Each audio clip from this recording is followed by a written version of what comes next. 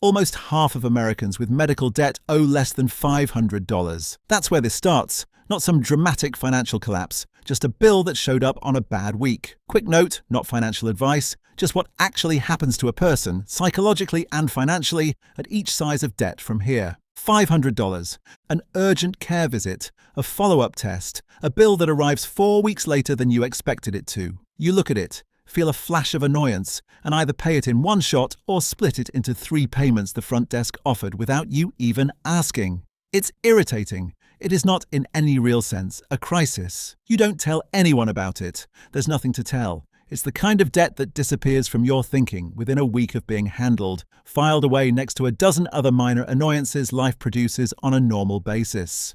You set up the 3-part payment plan, forget about it almost immediately, and only remember it exists when the second charge hits the card a month later. No stress attached, no late-night math. Just a mildly annoying autopay running quietly in the background of a totally normal month. At $500, debt is just an inconvenience wearing a scary word. $2,000. This is close to the median amount people with medical debt actually carry, and it's also where the first credit card balance tends to live for a lot of people. Not from one big purchase, but from 3 or 4 months where the pay-in-full habit quietly slipped. A car repair here, a slow month at work there, a subscription you forgot to cancel. You still check the balance before making a purchase, but the checking has changed tone. It's less, can I afford this, and more, how much worse does this make the number?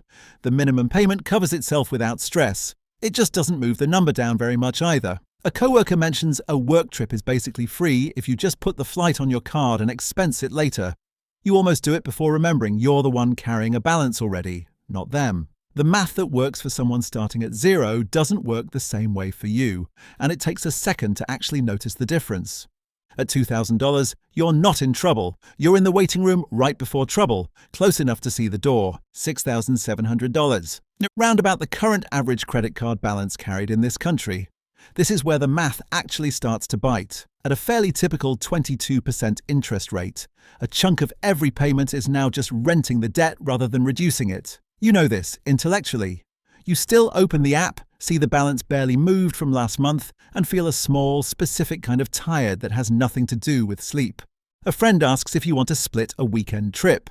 You do the math in your head before answering, and the math isn't about whether you can afford the trip. It's about whether adding to the balance now feels different from adding to it later. It doesn't really. That's the uncomfortable part. You start paying more than the minimum some months, less in others, and the balance sort of drifts sideways for a while instead of clearly going up or down. It's not getting worse, which feels like a small win. It's also not really getting better, which you try not to think about too hard on the months it doesn't move at all. At $6,700, the debt stops being background noise and starts being a second, quieter budget running underneath your real one. $15,000. Card debt plus a personal loan now may be taken out specifically to consolidate the card in the first place, at a lower rate that felt like relief for about 4 months before new balances started creeping back onto the card anyway. This is the level where people start Googling things at 1 a.m.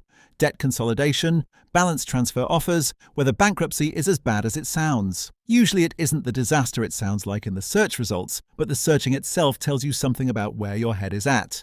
You get a raise at work. It should feel like a win, and for about a day, it does. Then you run the numbers and realize the extra income mostly just makes the minimum payments less terrifying, not the actual balance. The raise got absorbed by the debt before it ever really reached your life. You tell your family things are fine over the holidays, and technically they are.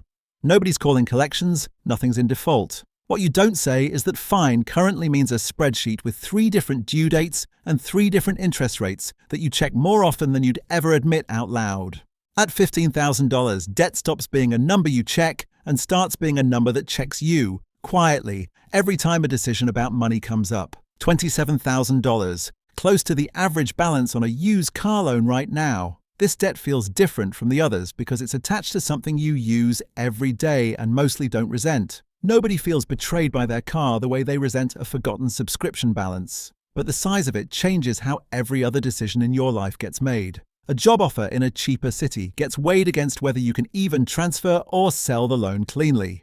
A slow month at work turns the car payment into the one bill you genuinely worry about missing. The strange part about debt at this size is how normal it's made to feel. Nobody warns you, walking off the lot, that you're signing up for a 5 or 6 year relationship with a monthly number that doesn't care what else happens in your life during that stretch.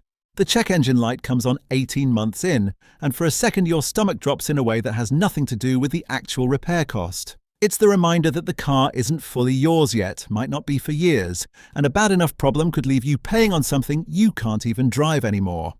At $27,000, the debt has a shape and a purpose, which almost makes it worse. It's harder to resent something you use every single day. $40,000. Close to the average federal student loan balance carried by borrowers with debt right now. Unlike the car, there's nothing to point to and say, that's what the money bought. No shiny object, no vehicle in the driveway, just a degree, a set of years, and a number that follows you regardless of whether the job on the other side of it pays enough to make the math work. You run into someone from your graduating class at a wedding. Small talk turns to, so what are you up to now? And somewhere in the back of your mind is a live running balance neither of you mentions because nobody mentions it, ever, even though almost everyone in the room is carrying some version of the same number. You check the loan servicer's app once every few months, mostly out of a strange compulsion, rather than any real plan attached to it. The balance moves down a little, then a new interest charge lands and it barely moves at all. It's less like paying something off and more like slowly losing an extremely long, extremely boring argument with a number that never gets tired. At $40,000, the debt isn't attached to a thing anymore. It's attached to a decision you made years ago, evaluated with information you didn't have at the time. $50,000 and up. This is usually the sum, not the origin. A car loan, a chunk of student debt, a credit card balance that never quite got dealt with, stacked on top of each other until the total stopped being any single number you think about and became just the debt. One large fact sitting underneath your whole financial life. Nobody arrives here in one leap from $500. It's always a slow accumulation of several smaller, individually reasonable-sounding decisions that quietly compounded into one much bigger one. At this size, the math genuinely does change. A single minimum payment approach across several debts at different rates starts costing real money every single month in ways smaller debts didn't.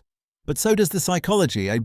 It's the point where a lot of people stop opening the apps altogether, not out of denial exactly, just because the number has gotten big enough that checking it doesn't feel like it changes anything. And there's a particular kind of quiet that sets in at this level.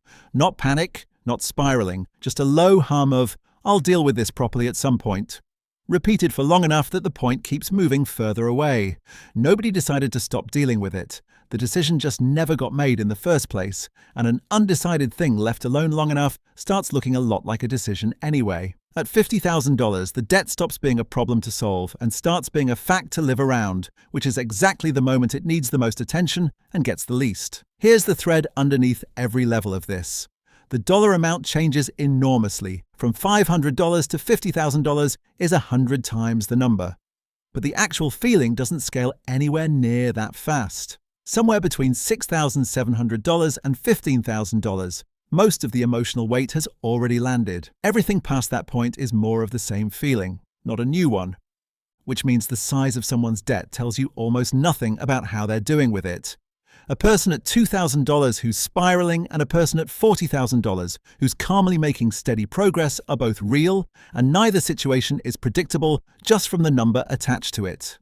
What actually matters at every single level in this video is whether the debt has a plan attached to it, or whether it's just sitting there, growing quietly, being checked on less and less as the number gets bigger. Two people can owe the exact same amount and be living completely different financial lives. One with a clear payoff date circled on a calendar, the other with a balance they've genuinely stopped looking at. The number on the statement is identical. Almost nothing else about their situation is. The debts that get dangerous aren't usually the biggest ones. They're the ones nobody's looking at anymore. A $2,000 balance somebody checks every week and is actively paying down is, in almost every meaningful way, in better shape than a $40,000 balance nobody's opened a statement for in 6 months. Size gets all the attention. Attention is actually the thing doing the work. If this is the kind of thing you think about, stick around. That's basically what this channel is. And before you go, which level in this video is closest to where you actually are right now? Tell me in the comments. I read everyone.